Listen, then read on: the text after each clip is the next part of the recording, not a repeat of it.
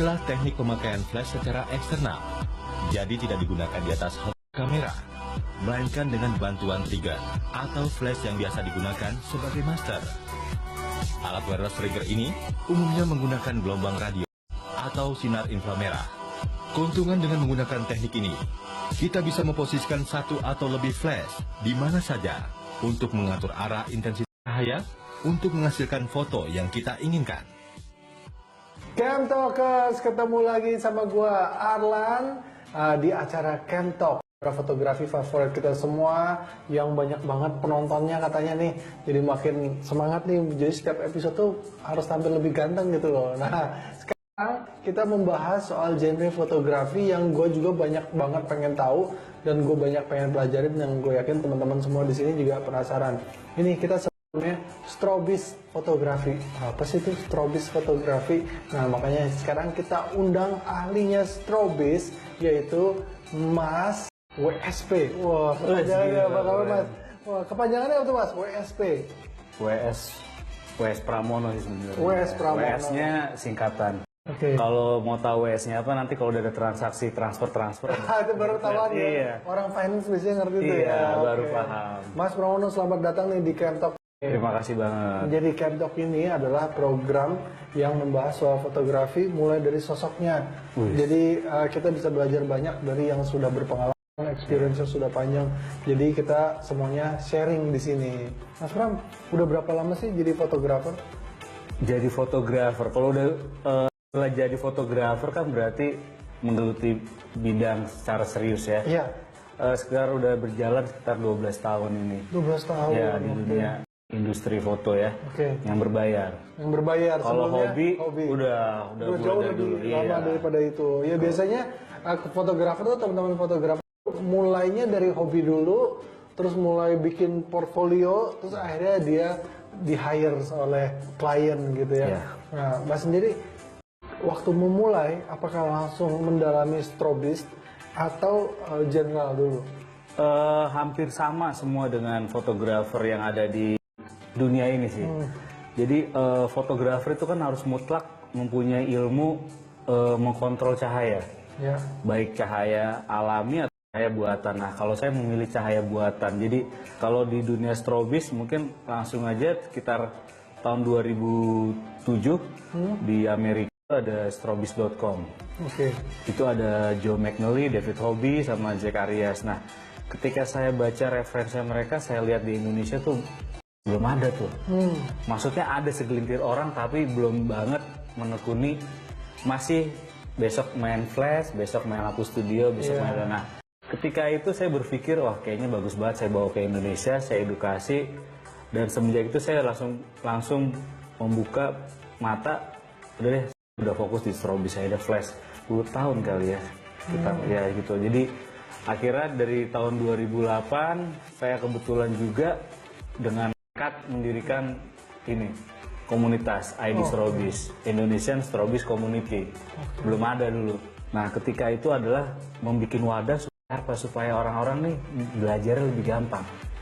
Kalau ingin belajar tuh kalau ada wadahnya gampang kan? Betul.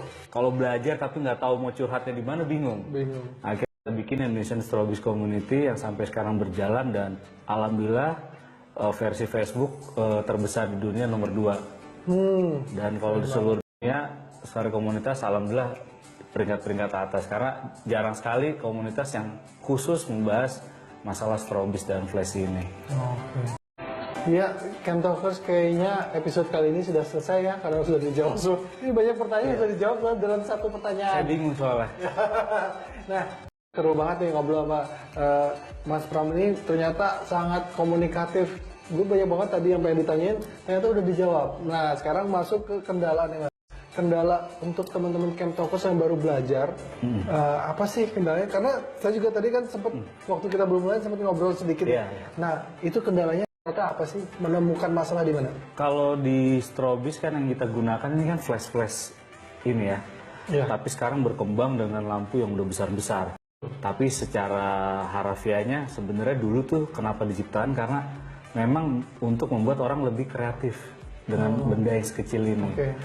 sekarang bergeser, kreatifnya berkurang. Karena lampunya besar, sama kayak dulu. Cuman bedanya apa? Nggak pakai kabel. Nah, kalau buat yang starter, pingin pemula beli flash, yang pertama adalah kalau beli flash, ditanya dulu powernya berapa. Karena kalau udah beli itu udah nggak bisa lagi dioprek-oprek tuh. Yang hanya kita bisa oprek adalah kemampuan kita memakai modifier, aksesoris, payung dan lain-lain. Tapi kalau udah bicara power, udah ketika kita beli gate numbernya, contohnya ini 43, ya udah gennya 43. Nanti kalau untuk penggunaannya akan terasa ketika menggunakan aksesoris seperti softbox dan lain-lain. Kalau powernya berkurang kan lemah dia. Mas mau beli flash dong, yang murah mana? Nah ketika beli murah dicoba banyak problem, banyak nggak bisa dipakai, komplain juga kadang-kadang. Jadi itu sih yang pertama, tanya dulu deh numbernya berapa. Dan itu pun disesuaikan dengan kebutuhan ya. Benar. Jadi misalnya kita mau kayak pengen foto, cuman foto OOTD di rumah aja kayak saya nih ya, pengen fotoin istri gitu ya di rumah aja. Berarti kita bisa ngeliat ini yang powernya berapa gitu. Kecuali kalau kayak misalnya Mas Pram butuh yang buat profesional, buat komersial, buat apa, itu baru kita pertimbangkan lagi. Benar, menyesuaikan. Nah, sebelum beli juga harus ada riset dulu ya Mas ya? Sebenarnya sih kalau masalah riset itu, kalau flash yang sekarang mereknya banyak banget, paling hanya kelemahannya di konsistensi aja. Contohnya gini, misalkan ada flash merek A, di situ kan ada fitur-fitur banyak sensor ya.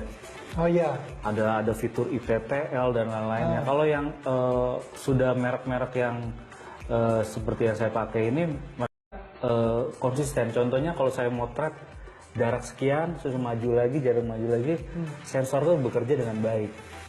Gitu. Jadi ada beberapa fitur yang kadang-kadang suka meleset di merek-merek A. Jadi memang harus tahu juga sih apa yang akan dibeli gitu. Seru banget nih. Camtalkers ternyata strobis itu sebenarnya juga teknik yang mempermudah kita untuk bekerja. Biasanya susah foto harus bawa lampu yang gede-gede. Ternyata mungkin kita nggak butuh, kita butuh yang kayak Mas Pram ini gitu ya. Nah seru banget, kita akan nanya lagi tips and tricksnya setelah yang satu ini. Alhamdulillah emang orangnya suka sharing. Makanya udah 10 tahun ini saya kalau motret selalu ada behind the scene. Biar orang tahu.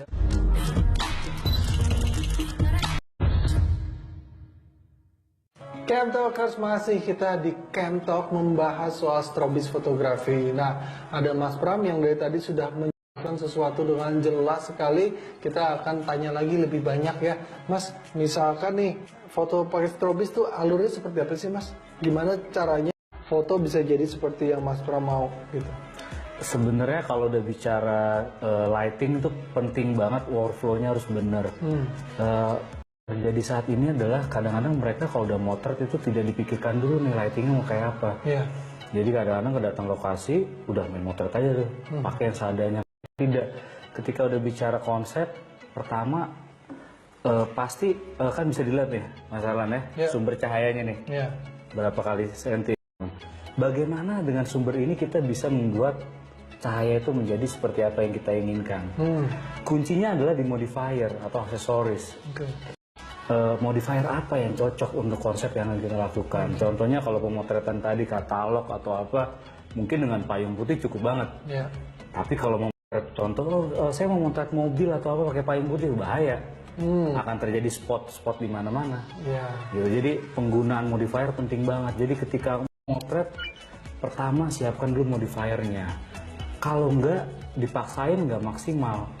Jadi akan terkesan, kayaknya maksain banget nih. Tapi kalau kita sudah bicara workflow, kalau sudah baik, outputnya akan sesuai dengan apa yang dibicarakan dari awal. Workflow itu ada beberapa perlu diperhatikan, yaitu modifier itu. Nah, modifier atau aksesoris atau strobis itu kira-kira apa aja sih Mas? Kalau adaptasi sebenarnya sama, apa yang modifier yang ada di studio, misalkan contoh softbox, octabox, payung, payung silver, semua hampir sama. Hanya karena dengan penggunaan flash seperti ini, jadi kita nanti akan membutuhkan adapter. Adapter itu adalah untuk menyambung dengan modifier yang akan kita pakai. Contohnya softbox. Nah, kita akan menggunakan adapter itu aja sih penggunaannya.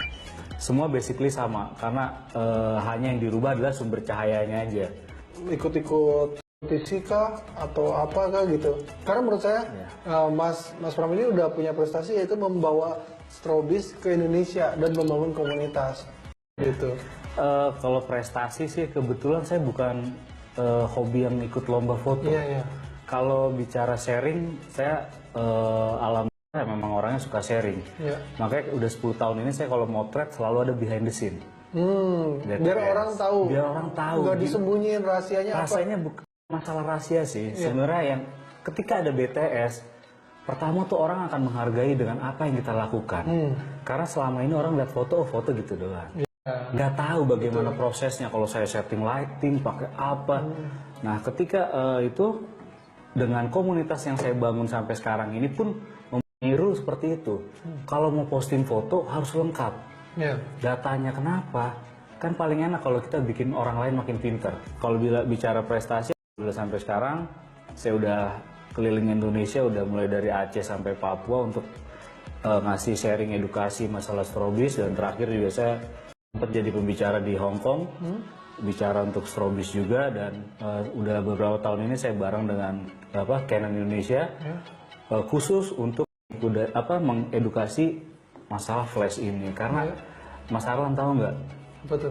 Banyak banget fotografer kalau beli flash cuman untuk menerangi. Itu dia. Jadi itu hal yang kita ingin luaskan, bahwa bukan hanya menerangi tapi bisa bikin foto kita menjadi sebuah cerita. Gitu ternyata. Nah Mas, saya kalau dengar Mas Pram bercerita soal Strobis tuh kayaknya passionate banget gitu ya. Nah itu tuh kenapa sih Mas bisa segitunya sama Strobis gitu? Karena saya sendiri kayak yang Mas bilang, wah gue punya flash sebenarnya untuk kebutuhan fotoin sebelum naik panggung karena the basis gelap. Sesimpel itu.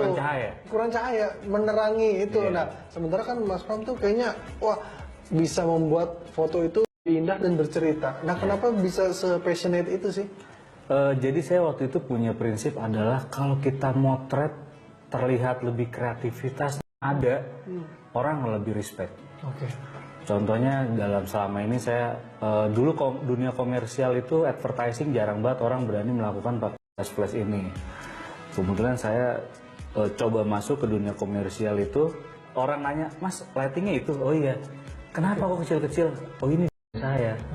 Jadi kita yang penting adalah kita bertanggung jawab dengan apa yang kita lakukan. Sampai sekarang perkembangan di komersial lumayan banyak lah. Sekarang banyak fotografer udah menggunakan teknik Strobis ini gitu loh. Jadi istilahnya sih ngebuka mata orang-orang bahwa ada sebuah teknik fotografi di mana oh juga ya pakai flash kecil. Itu aja sih. Jadi agak sedikit bangga, dan prestasi saya mungkin bisa dibilang di situ. Suatu saat nanti itu prestasi besar kalau misalnya nanti suatu saat udah pensiun atau buka warung ya kan, kalau ditanya pernah apa dunia fotografi, oh ini saya bikin Strobis di Indonesia. Nah itu. Nah buat camp talkers nih yang di rumah, ini Mas punya tantangan baru nih. Ya kan kalau Mas kan namanya sudah diakui gitu. Sementara untuk teman-teman yang baru memulai, meyakinkan calon kliennya bahwa dengan bawa peralatan sekecil-kecil ini itu bisa foto bisa bagus kok. Nah itu tuh gimana caranya, triknya? Ini penting banget nih. Jadi kenapa saya bisa bertahan sampai sekarang di dunia komersial adalah pertama, ketika kita udah bicara berbayar ya, fotografi yang dibayar, sebenarnya kita harus tahu dulu nih, kita di dunia itu bukan. Contohnya kalau saya udah khusus di portrait dan food fotografi. Jadi kalau ada orang nanya pre-wed atau apa, saya langsung bilang, oh itu bukan dunia saya. Jadi saya lebih fokus di sini. Itu sebenarnya mengedukasi klien supaya dia berpikir, oh dia bukan ini. Nah kenapa begitu? Ketika orang yang mencari kita di bidangnya, itu udah ada timbul trust. Gue mau motret profil nih, pakai siapa? Oh pakai dia nih, dia udah biasa motret profil. Ketika ada trust, apapun yang kita bawa itu sudah tidak lagi akan menjadi pikiran sama klien. Contohnya apa? Oh gue udah yakin, walaupun hanya bawa kamera dan satu flash aja, udahlah emang udah kerjaannya yakin. Karena dengan apa yang dijalani gitu. Jadi kalau yang baru mau mulai sebenarnya sih udah mulai pilih aja nih dunianya. Kalau mau fokus di wedding dan pre-wedding ya buatlah foto itu menjadi lahan Anda gitu, alat-alatnya disiapkan karena di fotografi tiap genre beda alat loh. Teman-teman Camtalkers, dipatenkan dulu deh, bukan patenkan, maksudnya Dipilih dulu sesuai dipilih hati dulu. mau di mana. Mau di mana, sehingga dari situ kita tahu apa aja nih yang dibutuhkan, apa aja yang perlu didalami. Wah, banget ya, episode kali ini banyak sekali yang kita bisa petik ya. Wah, bahasanya kita petik ya. Oke, kita akan kembali setelah yang satu ini. Kenapa kita motret ada garis hitam? Iya. Kalau nggak ngerti mendingan nanya. Jangan sampai ditanya orang kenapa ada garis hitam. Ini konsep.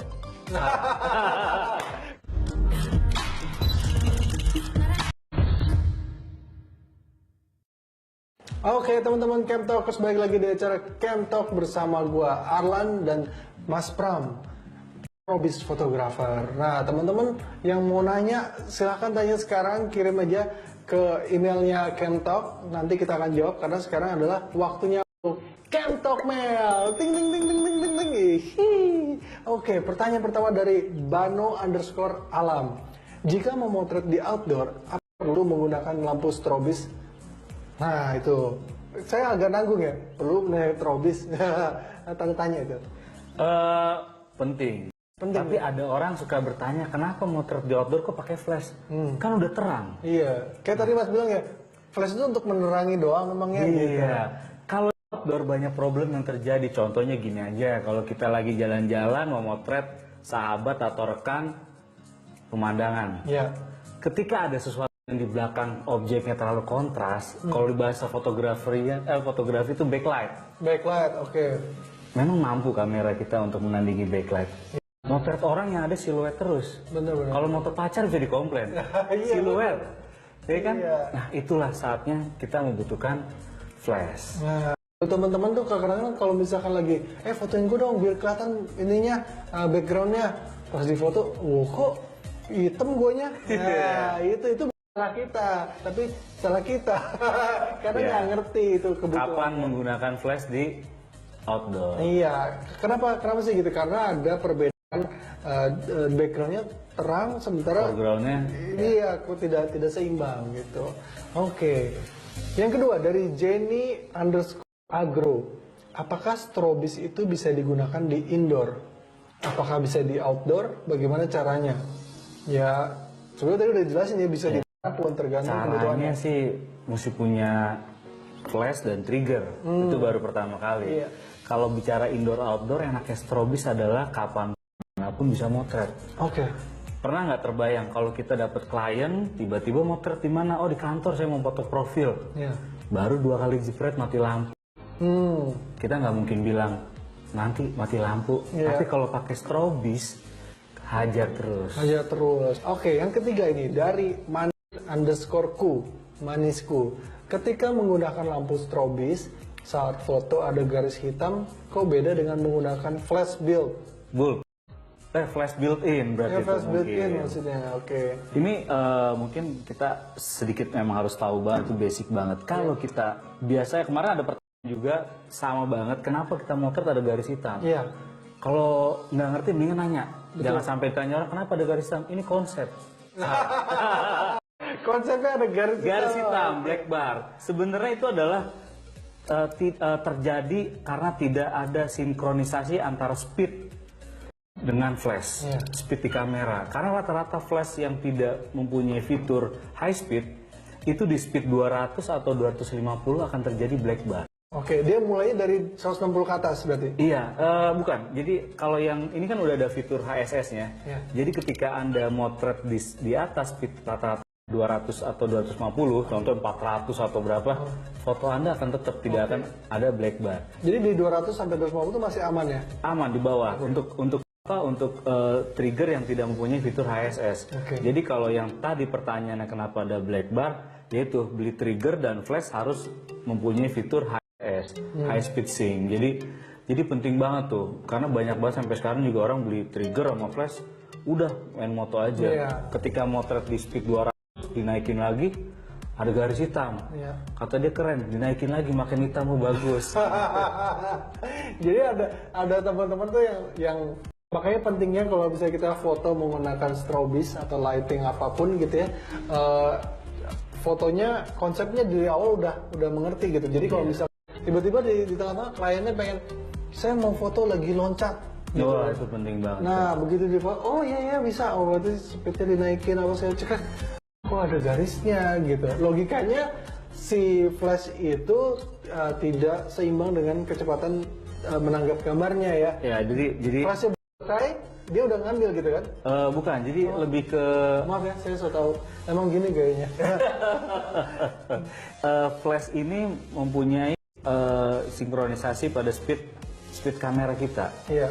Jadi kalau kita motret mau di atas speed 250 ke atas, itu adalah kita harus membeli trigger yang mempunyai fitur HSS tadi. dan flashnya tentu juga HSS. Oke. Jadi jangan beli flashnya HSS, kira enggak? Enggak, percuma Jadi ya. ya nggak connect. Nah, enak yang tadi bicara lompat-lompat, flash ini salah satu keunggulannya adalah bisa membukukan objek.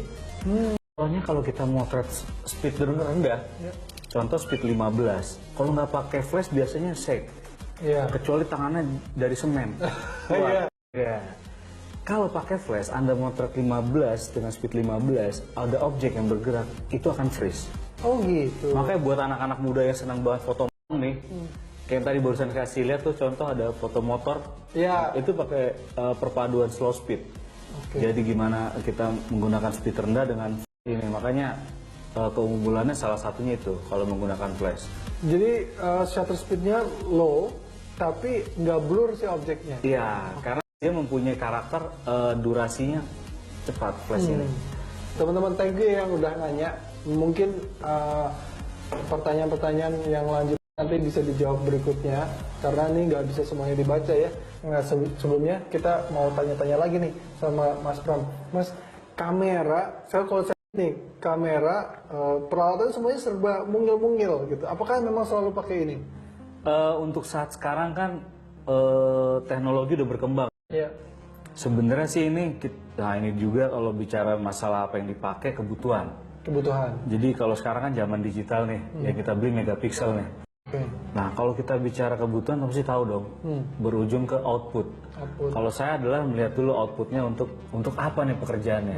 Nggak mungkin juga kalau kita iklan billboard, kita megapiksel yang rendah, bisa kacau. Oke. Dikejar-kejar klien karena bakal pecah. Iya. Nah kalau kamera sekarang saya lagi pakai mirrorless ya, yang lagi kekinian. Iya. Ini Iya. Canon yang EOS M5 nih. EOS M5. Iya, ini favorit saya nih sekarang untuk saat ini. Untuk Karena saat ini. semua pemotretan saya memakai ini. Karena pertama adalah size-nya. Saya paling males banget kalau bawa peralatan itu banyak. Banyak. Repot karena perlu asisten lagi macam-macam. Kalau ini kita dalam satu tas dengan flash yang ini, saya biasa bawa 4 flash, 3 lensa, sama ini udah satu tas. Iya. Wah, Jalan santai. bisa ya dengan seminimalis ini, tapi bisa hasilnya bisa maksimal. Nanti kita akan tanya-tanya lagi, ada peralatan apa sih yang dipakai sama Mas Pram selain yang ini. Kita akan kembali setelah yang satu ini. Kalau pakai tablet, jadi kalau kita mau fokus kan langsung Ya, bener kan? screen kan. Iya, touchscreen, fokus, oh mata aman, udah. Oke. Bayangkan kalau kita pakai kamera gini. Ya, karena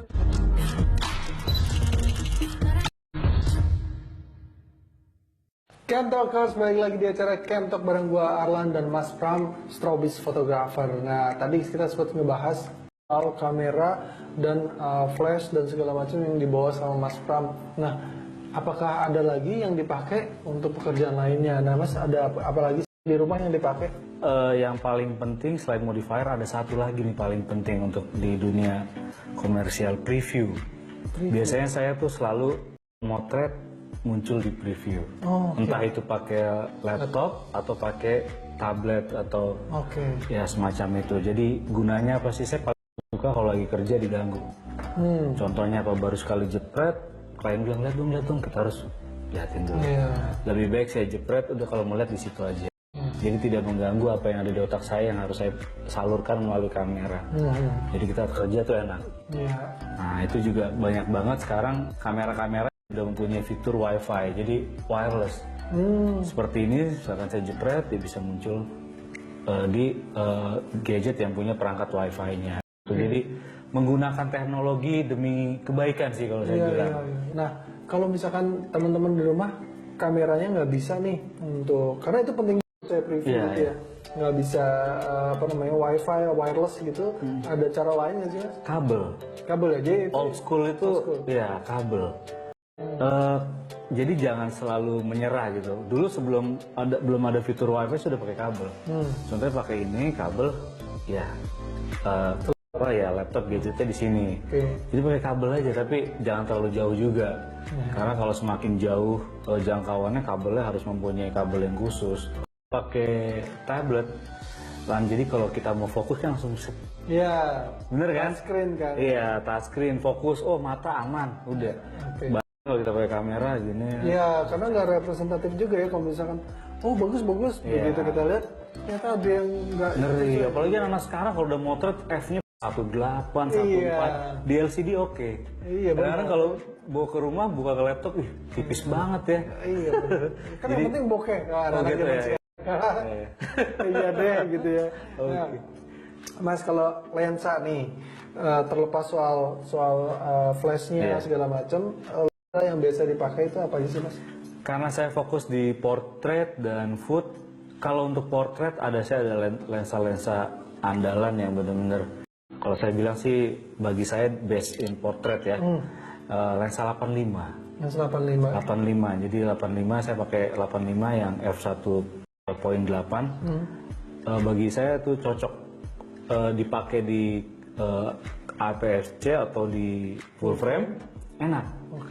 Hanya beda kan kalau di yang crop kan kita mundur dikit, nggak apa-apa lah pengorbanan mundur dikit. Tapi secara dove atau apa warna kontras saya suka banget 85. Kalau untuk di portrait. Kalau itu Canon ya? Canon, kebetulan saya pakai Canon. Canon user memang karena udah terbiasa mata juga. Dan kalau di saya punya lensa andalan di 100 mili makro.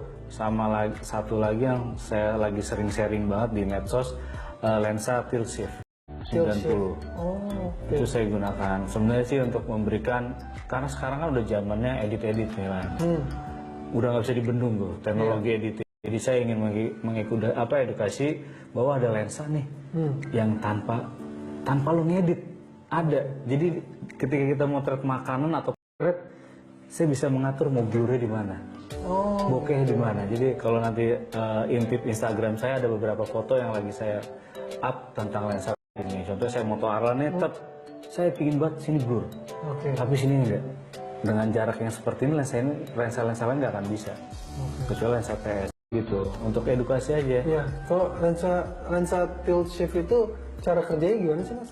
Cara kerjanya nanti kalau dipanjang bahas panjang nih.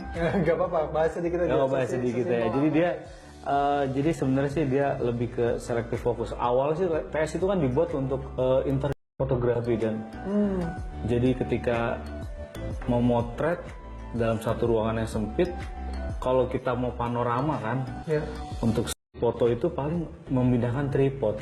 Nah ketika ada lensa TS hanya menggunakan fitur shift-nya, lensa itu bisa bergerak dalam posisi sama. Contoh saya mau motret bagian ini, tinggal di shift, shiftingnya udah. Nah itu bayangkan aja kalau kita motret gedung nih, pernah nggak motret gedungnya begini di frame, harusnya begini kan? Ketika ada lensa TS, kita dimudahkan gedung ini jadi menggunakan fitur tilt dan shift-nya. Karena sekarang semuanya serba bisa instan, bisa diedit, ada DI artis. Artis juga kan? Artis juga. Coba dia artisnya, duh ini kok nyusahin banget sih kerjaannya, karena nggak ngerti basicnya gitu ya. Nah, kalau misalkan strobe fotografi itu apakah ada jenis-jenisnya nggak sih mas? Nggak ada sih sebenarnya. Sebenarnya ini hanya teknik menggunakan flash yang tidak nempel di kamera. Jadi kalau kita nempel di kamera kan seperti orang-orang kalau event atau apa liputan, yang terjadi adalah kan sumber cahayanya monoton. Di sini aja paling teknik begini atau boncing. Nah paling parah adalah banyak sekali kalau saya lihat orang motret teknik boncingnya ngaco. Tidak pernah lihat apa yang di bonch. Contohnya kita di sini nih atapnya hitam, jangan di bonch. Nggak terlalu pengaruh ya?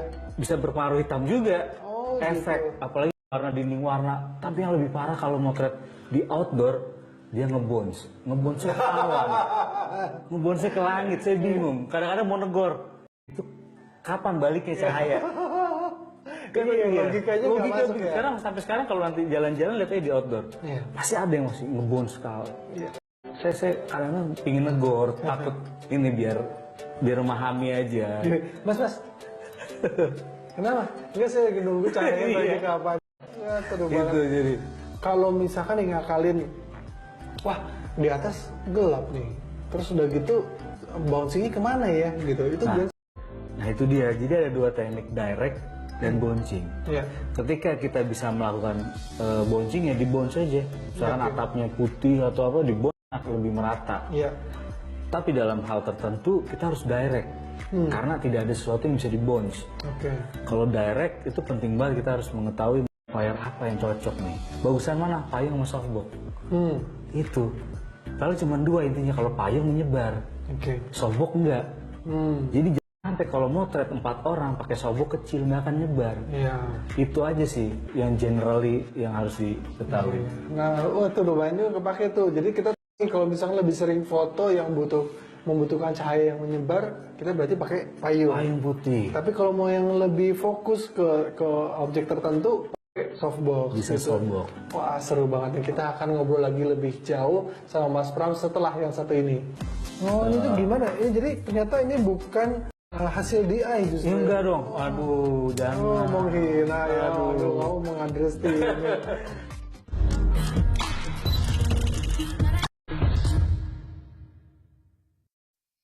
Camtalkers, kita masih membahas soal strobis fotografi bareng Mas Pram. Nah, tadi kita udah bahas macam-macam lah, sampai teknik, sampai tips dan triks. Dan sekarang kita mau membahas hasil fotonya Mas Pram. Nih, tadi waktu break tadi udah buka nih, kalau mau follow di Instagramnya adalah WS Pramono, @WS Pramono, sambung semua. Nah, kita lihat ada beberapa foto yang sangat menarik perhatian gua nih. Ada satu nih Mas, kolaborasi strobis dan slow speed. Nah, ini di sini fotonya foto motor. Nah, Wah, ya. Sebenarnya ya itu kalau sudah memahami karakter dan fungsi flash dengan baik, enak. Nah, Slow speed itu kan dimana kita harus membutuhkan directing yang penting dengan model. iya. Karena dia juga harus tahu nih slow speed. Jadi gerak Iya harus mengerti. Tapi kalau dengan flash, enaknya kita bisa membuka objek dalam speed yang rendah. Nah speed rendah itu kan saya ingin mengambil capture yang kalau di itu foto ada kembang api. Kembang api itu yang mengelilingi badannya. Iya. Itu nggak akan bisa kalau nggak pakai slow speed. Slow speed. Benar. Oh, ini tuh gimana? Ternyata ini bukan hasil DI justru. Enggak dong. Aduh, jangan. Oh, menghina ya. Aduh, kamu mengunderestimate. Nah, ini gimana Mas nih? Konsepnya terus udah gitu Ya, eksekusinya seperti sebelum motret tentunya kayak tadi yang saya bilang, kita tentukan konsepnya nih. Iya. Wah, ala Ghost Rider ya. Nggak mungkin juga pakai api di lokasi. Betul. Bisa dimarahin satpam gitu. Iya. Akhirnya mengakalinya, oh gimana? Oh pakai kembang api. Kebetulan teman bilang, saya yang bawa kembang api. Oh ya udah. Nah, ketika sudah mengetahui, yang paling penting tekniknya gimana nih? Kalau motret kan tahu konsep, tapi kalau nggak tahu teknik menggunakannya, nggak nyampe-nyampe. Iya. Nah, itu penting, kita harus tahu banget. Ketika itu saya, oh ya udah, pakai slow speed. Pertama, biar kembang apinya terlihat dengan baik, bagus, dan yang megang kembang api nggak bakal kelihatan. Iya. Nah, kedua yaitu kalau strobis ada keuntungannya di kamera menggunakan second curtain. Oh, apa Jadi tuh? nanti kalau beli kamera dicek tuh fitur second curtain. Jadi ketika jepret, ketika Rana menutup, flashnya nyala atau belum atau tidak, nanti lebih tepatnya di Google. Kalau saya ngomong panjang. Oh iya iya iya. Jadi ada second curtain, pelajari. Jadi contohnya kalau slow speed kita pakai first curtain, nanti bayangannya akan motor maju ke depan, bayangannya bisa kayak motor mundur. Mengatur aja itu Rana. Jadi itu penting banget. Nah ini salah satu yang saya bisa banggakan juga adalah untuk ngasih tahu bahwa kita bisa kolaborasi nih antara strobis dan slow speed. Oh, oke. Jangan hanya strobis buat model-modelan, strobis buat food, semua itu udah biasa lah. Tapi bagaimana kita menciptakan kreativitas yang lainnya. Iya. Nah nih foto berikutnya Mas, saya mau nanya soal foto ini nih. Project with Dendi Oktariadi dan Genial Kofba. Ini Oh iya. model Rusia itu. Rusia ya. Nah, ini kan kalau sekilas dilihat, oh ini double exposure nih. Iya. Gitu. Padahal bukan. Bukan. Kan sekarang lagi ngetren ya double exposure Iya. semuanya ya. Nah ini gimana Mas? Ini hanya dengan satu kali jepret tapi dapat foto seperti ini. Nah ya, jadi sebenarnya sih itu lagi tuh memakai teknik slow speed tapi tidak memakai second curtain. Jadi saya memakai teknik di mana kita janjian sama modelnya nih. Fotografer pingin meng-capture fokusnya di mana ketika dia bergerak. Jadi saya hanya mendirect, nanti kamu gerak ya kanan kiri. Oke. Tapi ketika saya stop, nah disitulah titik fokus poinnya. Biar yang lain shake, tapi di situ fokusnya. Nah, di fokus itu baru saya tempatkan satu flash dengan beauty disk. Jadi ketika dia fast. Oke. Nah, yang tadi saya bilang kalau flash itu bisa membekukan objek. Jadi walaupun dia gerak dengan kita menggunakan slow speed, yang lainnya akan blur, tapi ketika pas dengan posisi flashnya dia akan tajam gitu kan. Nah ini kondisinya apa aja yang dibutuhkan sih? Misalkan kayak harus studio gelap kah? Enggak juga sih. Kan bisa kayak sekarang kayak gini bisa? Bisa. Jadi kondisinya kan kalau ini kan konsepnya bukan yang seperti low key gelap-gelap seperti itu. Memang ini biasa aja, hanya memberikan motion itu aja sih. Kan. Jadi lebih baik ntar kalau udah punya flash, punya trigger, coba teknik-teknik yang seperti ini. Lebih menarik kan, karya itu kadang-kadang kalau biasa aja ya sama dengan yang lain. Iya, jadi monoton ya. Jadi kita kadang-kadang butuh explore lagi hal apa lagi sih yang bisa kita kembangin dengan foto kita gitu kan. Nah ini ada lagi nih. Tadi ada beberapa yang nanya kalau di outdoor tuh butuh flash nggak sih? Strobe apakah berlaku untuk di outdoor? Nah ini dia ada foto Mas Pram, itu foto di outdoor nih ya. Ya, tapi nggak pakai flash nih. Ini ngobrolin KTS yang tadi. Oh gitu, ya udah kita skip ya, cari yang foto yang lain ya. Nah ini saya penasaran nih, ini ada setting, ini kayaknya lagi fotografi ya. Iya. Lagi fotoin makanan, settingnya begini, kemudian pakai payung putih. Iya. Nah ini gimana Mas? Tapi ini ada juga flash yang dipasang di bawah ya. Iya. Oke. Jadi kalau ini lagi ngajar ya? Lagi ngajar, saya kebetulan pengajar juga. Jadi ini adalah basic food fotografi yang menggunakan flash. Oke. Jadi ini adalah basic banget ketika kita startup untuk motret food, tapi mau pakai flash apa aja yang kita punya itu payung putih. Jadi sih ini hanya memberikan bahwa kalau flash dengan modifier yang kita punya bisa moto apa nih. Kalau saya lebih baik itu. Jadi misalkan Arlan punya, saya punya softbox nih, kira-kira semampu apa nih softbox ini bekerja. Jadi biar memahami modifier itu bekerjanya sampai apa. Gitu. Jadi ini kalau misalkan murid-murid Mas Pram itu biasanya yang mereka sering tanyakan tuh apa sih Mas? Kendalanya mereka apa sih biasanya? Kendalanya kalau udah bicara main lighting, control shadow. Oh, oke. Ketika ada satu sumber cahaya, pasti akan ada satu sumber shadow lain. Menyebabkan ada shadow. Iya, jadi itu kontrol itu yang paling susah. Karena ada shadow yang bisa kita kurangi dengan reflektor, ada yang tidak bisa pakai reflektor. Jadi harus pakai sumber cahaya lainnya, flash lagi. Seperti ini. Jadi ada payung, ada flash lagi untuk mengurangi. Oh, jadi si flash yang satu itu untuk mengurangi atau fill in. Oke. Wah, jangan ngerti. Jadi sekarang jadi tambah banyak nih. Kalau misalkan mau tanya-tanya, mau itu bisa langsung ke Instagram tadi ya. Boleh. Siapa tahu dibalas kan. Kesibukannya Mas Pram mungkin bisa dibalas 2 tahun sekali kali ya. Nah, habis ini kita akan ngebahas soal mungkin apakah Mas Pram buka workshop atau buka kelas. Kita nggak tahu ya, makanya jangan kemana-mana setelah yang satu ini. Alangkah baiknya semua genre dijalani. Kalau baru mulai fotografi nih, baru beli kamera, semua dijalanin. Motret landscape, model, fashion, produk, apa semua dicoba.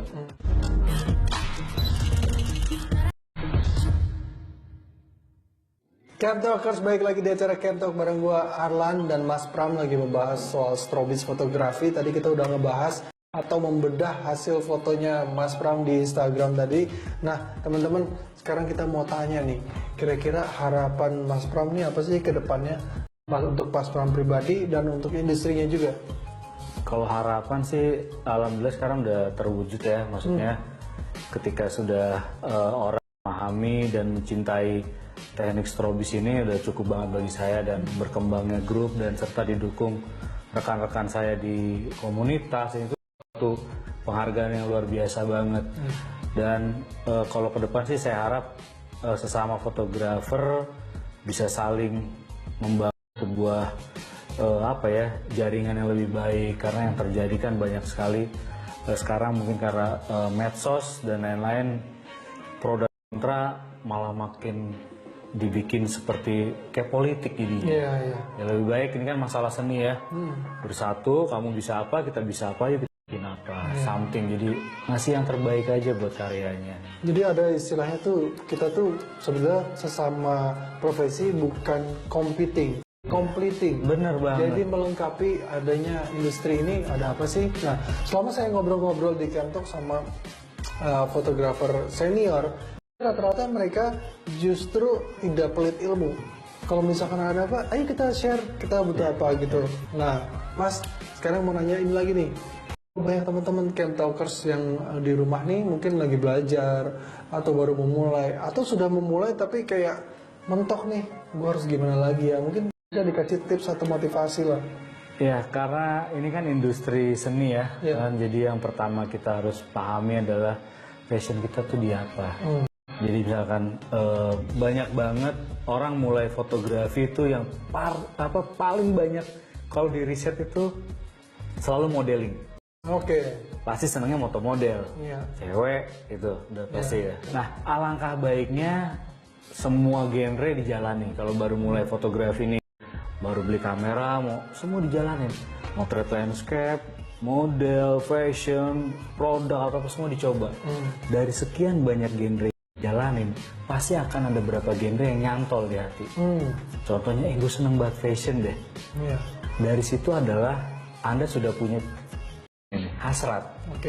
Lakukan itu, terus pahami masalah yang genre disukai. Misalkan udah fashion, udah seneng, ajar terus apa arti definisi fashion, apa. Ketika sudah itu, jalannya enak. Karena apa? Karena udah fokus. Karena paling enak itu adalah ketika kita melakukan sesuatu dengan hasrat kita. Jangan sampai kita fotografer landscape, tiba-tiba ada kerjaan, tolong foto produk, keder, bingung. Karena udah beda treatmentnya macam-macam. Jadi itu aja sih, spesialisasi itu penting. Dengan spesialisasi Anda bisa bertahan di dunia industri foto, dan yang paling penting, kalau udah jadi spesialisasi pasti dibayarnya mahal. Karena ada dokter spesialisasi jantung pasti bayarnya mahal tuh. Iya benar-benar. Iya ya. Duit nih. Saya mau ini ya, spesialisasi selfie. Gila. Itu belum ada loh. Iya, jarang loh. Mas fotografer apa? Selfie. Berarti karena muka sendiri dong. Iya. Mahal gitu ya. Nah, Mas, karena kalau misalkan butuh edukasi ya, ada banyak teman-teman yang belajar dari sendiri, otodidak, atau ada yang formal. Nah, menurut Mas, yang membedakan itu apa sih? Maksudnya plus minusnya lah. Plus minus. Jadi kalau belajar otodidak, yang sebenarnya harus dipelajari adalah basic utamanya, landasan utamanya. Rata-rata orang beli kamera nggak pernah baca loh buku panduannya. Manual booknya itu udah disimpan aja. Udah. Pasti yang disimpan apa?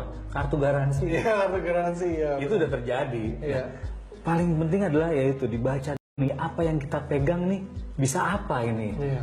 Bisa punya mahal-mahal apa? beli tapi fiturnya nggak dipakai. Iya, nggak ngerti malah kadang-kadang. Oh, ternyata bisa begini ya gitu. Jadi lebih baik kalau yang otodidak, paham itu, belajar sendiri, tapi yang dibelajarin basicnya dulu. Kalau pengembangan itu adalah tergantung dari imajinasi kita sampai mana. Jadi kalau udah bicara moto, penting banget tuh harus punya imajinasi. Contohnya kalau udah motret model, jangan begitu aja udah, harus berimajinasi. Kira-kira kalau dia lompat, bajunya begini akan keren ya. Kira-kira ditambah lighting begini, itu. Dengan menggali sisi imajinasi kita akan punya karya yang makin naik. Jadi otodidak atau tidak tergantung dengan bagaimana landasan utamanya. Jadi kalau di fotografi basic paling penting, di hal apapun basic paling penting. Kalau formal? Nah, kalau formal tuh? Kalau formal kan enaknya kita diajari workflow. Oke. Dari mulai contoh paling basic banget, bagaimana cara yang baik membuka lensa. Iya. Itu kan ada sebenarnya tekniknya kayak gitu. Bagaimana kalau kita membuka softbox atau apa, itu ada tekniknya. Ada tekniknya. Kalau kita belajar otodidak kan banyak nyoba-nyoba. Nyoba-nyoba. Gini salah, gila rusak, aduh. Bisa, ya. Satu nggak benar caranya akhirnya merusak, Iya. atau jadi lebih lama. Bener, Nah, lebih lama biasanya. Kalau pendidikan formal, ya contoh aja kayak kita sekolah, Iya. dari SD, SMP, SMA, sebenarnya yang lebih diajarin adalah pola pikir, workflow itu gimana caranya supaya kita lebih bekerja lebih efisien, lebih efektif gitu. Jadi sebetulnya tidak ada yang salah dengan otodidak, atau tidak ada yang salah dengan formal ya. Cuman kita pasti ada plus minusnya. Nah, kalau formal Mas ya, idealnya tuh kita kalau belajar formal di Indonesia tuh sudah banyak belum sih edukasi formal untuk fotografi? Sekarang makin banyak. Beberapa kampus udah ada. Bahkan beberapa yang saya dapat titipan magang dari beberapa universitas untuk magang saya. Ya, jadi sekarang alhamdulillah fotografi tuh nggak seperti dulu. Dulu tuh kalau bicara fotografi orang tua udah takut mau jadi apa. Mau sekolah apa fotografi udah takut orang tuanya. Tapi kalau sekarang alhamdulillah dengan berjalannya semua mata bisa kebuka, mulai dari segi bisnis dan lain-lain, fotografi itu bisa menjanjikan enak gitu. Dan ya senang aja bisa terbuka mata kita untuk sisi seni. Iya, jadi ternyata sekarang fotografi terutama untuk para orang tua kali ya, bahwa fotografi udah bisa dijadikan mata pencarian juga ya. Nah, teman-teman, alhamdulillah ya kita banyak sekali manfaat ya hari ini. Jadi, syukron. Jadi berterima kasih banget sama Mas Pram sudah berbagi sama kita, dan teman-teman kok sekali lagi kalau misalnya ada yang mau ditanya silahkan kirim aja ke email di sini, dan jangan lupa follow sosial media Chemtalks. Jadi kita akan banyak lagi yang seru dan menambah ilmu seperti yang tadi. Oke, sebelum udahan saya punya suatu rencana sama Mas Pram. Mas, fotoin dong Mas. Waduh, boleh nih. Pengen tahu nih Exposure akan over atau seperti apa?